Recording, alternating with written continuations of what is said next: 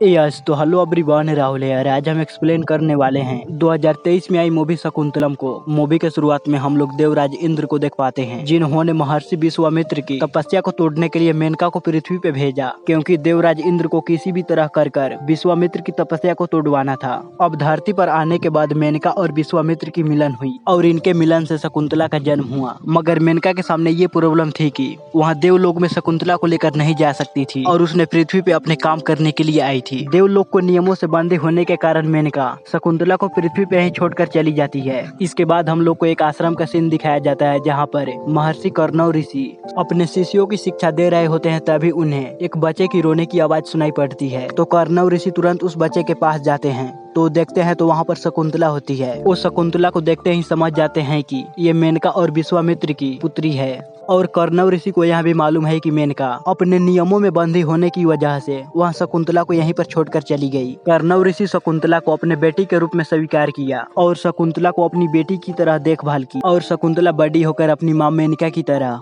परम सुंदरी बनी। और फिर कुछ दिनों के बाद कुछ जानवरों ने कर्णव ऋषि के आश्रम पे हमला किया। वे सब आश्रम को काफी ज्यादा हानि पहुंचा रहे थे। तभी यहाँ पर एंट्री होती है पुरु वंश की राजा दुष्यंत की, जिन्होंने आश्रम में आकर आश्रम में मौजूद लोगों को उन जानवरों से बचाया। अब राजा दुष्यंत सबको मार भगाने के बाद वह जंगल में टहलने लगते हैं। और राजा दुष्यंत टहल रहे होते हैं, तभी वहाँ पर कुछ सखियाँ आती है।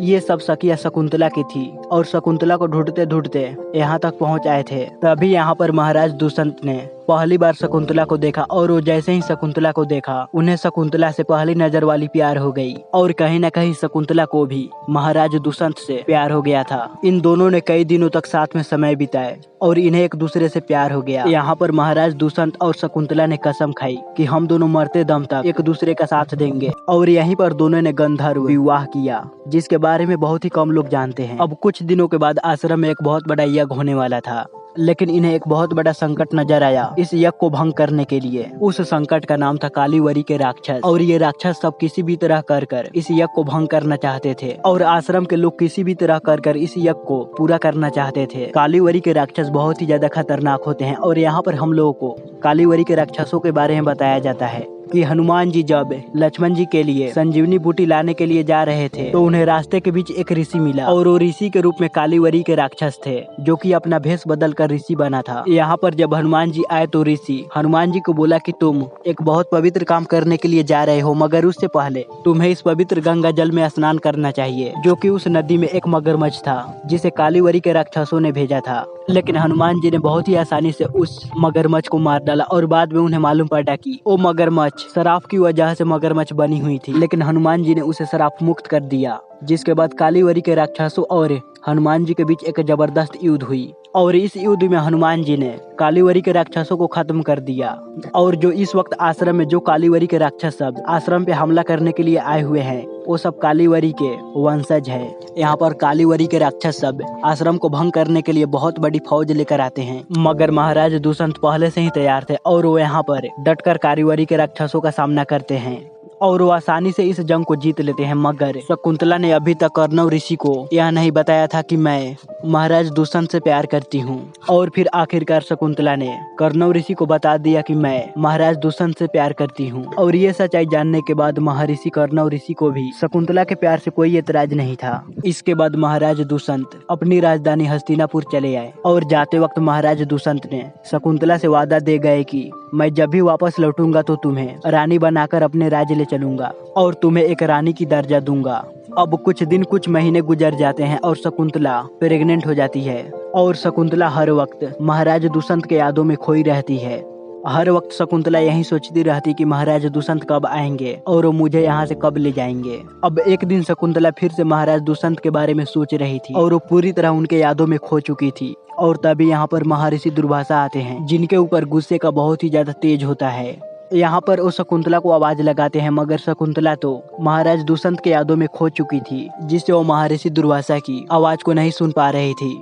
लेकिन महर्षि दुर्वासा को लग रहा था कि शकुंतला मेरी आवाज को सुनकर अनसुना कर रही है और ये उन्हें बहुत ही ज्यादा अपमानित लगा। इसीलिए वहाँ शकुंतला को महर्षि दुर्वासा ने श्राप दिया कि वहाँ जिसके याद में खोई हुई है वो उसे पूरी तरह भूल जाएगी, ना ही उसके दिल में रहेगी ना ही उसके दिमाग में रहेगी। वो तुम्हें जितना प्यार करता है वो तुम्हें एक पल भी नहीं पहचान पाएगा। और जब महर्षि दुर्वासा श्राप देकर जा रहे होते हैं तब शकुंतला के सखियों ने महर्षि दुर्वासा को रोका और बोली कि आप ऐसा मत कीजिए, अगर आपने ऐसा की तो शकुंतला जीते जी मर जाएगी। साथ ही शकुंतला के सखिया महर्षि दुर्वासा को यह भी बताती है कि शकुंतला इस वक्त गर्भवती है और वह जानबूझकर आपकी आवाजों को अनसुना नहीं कर रही थी, बल्कि वह अपने प्रेम में इतना ज्यादा खोई हुई थी कि उसे आपकी आवाज ही नहीं सुनाई पड़ी। तब महर्षि दुर्वासा कहते हैं कि श्राप को तो टाला नहीं जा सकता। जो अंगूठी महाराज दुष्यंत ने शकुंतला को दी थी, अगर शकुंतला वापस से महाराज दुष्यंत को वो अंगूठी दिखाएगी तो इनका प्रेम वापस से पहले की तरह हो जाएगा। मगर इस बारे में महाराज दुष्यंत और शकुंतला को मालूम पड़ी तो ये श्राप कभी नहीं टूटेगा, ये पूरा होकर ही रहेगा। अब कई दिन गुजर जाते हैं लेकिन महाराज दुष्यंत आश्रम नहीं आते। तब महर्षि कर्णव अपने कुछ शिष्यों के साथ शकुंतला को महाराज दुष्यंत के राजधानी हस्तिनापुर भेजते हैं, क्योंकि शकुंतला प्रेग्नेंट हो चुकी थी और उसे महाराज दुष्यंत के पास जाना बहुत ही ज्यादा जरूरी था। और फिर कुछ वक्त के बाद शकुंतला हस्तिनापुर पहुंच जाती है और शकुंतला हस्तिनापुर पहुंचकर काफी ज्यादा खुश थी, क्योंकि उसे उसका प्यार मिलने वाला था। लेकिन जब शकुंतला महाराज दुष्यंत के भरी सभा में पहुंचती है और कहती है कि मैं आपके बच्चे की मां बनने वाली हूं और उसके साथ बिताए कुछ पलों को बताती है, तब महाराज दुष्यंत कहते हैं कि मैं तुम्हें नहीं जानता और मैं तुम्हें अपने जीवन में पहली बार देख रहा हूँ। राजा दुष्यंत को आश्रम के सारी वाकया के बारे में मालूम है, मगर शकुंतला को छोड़कर और वो शकुंतला से मिले थे उन्हें यह भी नहीं याद है। और ये सब हो रहा था महर्षि दुर्वासा की श्राप की वजह से। और जब महाराज दुष्यंत शकुंतला से कुछ प्रूफ मांगते हैं तो शकुंतला उन्हें अपनी अंगूठी दिखाती है जो महाराज दुष्यंत ने उसे दिया था। लेकिन यहाँ पर हम लोग को मालूम पड़ता है कि उस अंगूठी को शकुंतला ने नदी में गिरा दी है और इस वजह से शकुंतला के पास वो अंगूठी भी मौजूद नहीं होती है, जिस वजह से भारी सभा में शकुंतला का बेइज्जत किया जाता है। और यहाँ पर मौजूद शकुंतला के बारे में हर एक जन बुरी बुरी बातें बोल रहे थे और काफी बेइज्जत होने के बाद शकुंतला इस दरबार में एक पल भी नहीं ठहरती और वह इस दरबार से चली जाती है। और इन सारी वाकया को ऊपर से देवराज इंद्र और मेनका भी देख रहे थे।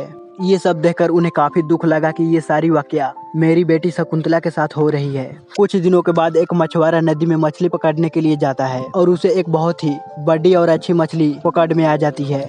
उस मछली को जब वो काटता है तो उसके पेट के अंदर से एक अंगूठी निकलता है जो कि काफी कीमती होता है। और ये मछुआरा तुरंत उस अंगूठी को लेकर महाराज दुष्यंत के दरबार में जाता है और इस अंगूठी को देखने के बाद महाराज दुष्यंत कहते हैं कि ये अंगूठी तो मेरी है। और इस अंगूठी को देखते ही महाराज दुष्यंत को वे सारी वाकया याद आते हैं जो उसने शकुंतला के साथ बिताए थे। उन्हें शकुंतला के साथ बिताए हर एक पल याद आता है, जिसके बाद वो तुरंत अपने सैनिकों को भेजते हैं शकुंतला को लाने के लिए। लेकिन शकुंतला यहाँ से इतनी ज्यादा बेइज्जत होकर गई थी कि वह यहाँ पर दोबारा आना नहीं चाहती थी। सैनिकों ने शकुंतला को ढूंढने की बहुत ही ज्यादा कोशिश की, मगर उन्हें शकुंतला के बारे में कोई अता पता नहीं मिला। और फिर कुछ दिनों के बाद महाराज दुष्यंत को मालूम पड़ा महर्षि दुर्वासा की श्राप की वजह से इन सारी यादों को भूल गया था और इस श्राप के पीछे कालीवरी का राक्षस का हाथ है और वो हाल फिलहाल मेरे राज्य हस्तिनापुर पर हमला कर मेरे राज्य पे कब्जा करना चाहते हैं। कालीवरी के राक्षस पहले से काफी ज्यादा ताकतवर हो चुके हैं, जिसके बाद यहाँ पर काफी जबरदस्त युद्ध होता है जिसमें महाराज दुष्यंत कालीवरी के राक्षसों को एक एक कर अंत कर रहे थे। और इस बार देवराज इंद्र के भी सैनिक सब महाराज दुष्यंत का साथ दे रहे थे, जिसके बाद ये लोग कालीवरी के राक्षसों का सर्वनाश कर देते हैं। युद्ध को जीतने के बाद महाराज दुष्यंत का सिर्फ एक ही लक्ष्य था कि मुझे किसी भी तरह कर शकुंतला को ढूंढना है, क्योंकि मैंने शकुंतला के साथ बहुत गलत किया। और जब महाराज दुष्यंत जंगल में थे तो उन्हें एक बहुत बड़ा शेर दिखाई पड़ा जो कि एक बच्चे की तरफ बढ़ रहा था। और तब महाराज दुष्यंत ने उस शेर की तरफ एक तीर छोड़ा और तब हमें मालूम पड़ता है कि वो बच्चा किसी और का नहीं महाराज दुष्यंत का ही है। लेकिन ये बातें महाराज दुष्यंत को नहीं मालूम थी। ये दोनों एक दूसरे से बातें की, जिससे महाराज दुष्यंत को लगा कि इस बच्चे का संस्कार काफी अच्छा है। और अब थोड़ी देर के बाद यहाँ पर शकुंतला आ जाती है और शकुंतला को देखकर महाराज दुष्यंत को काफी अच्छा लगता है कि मेरी तलाश अब खत्म हो गई। वहाँ यहाँ पर शकुंतला से माफी भी मांगते हैं, मगर शकुंतला उन्हें माफ नहीं करती।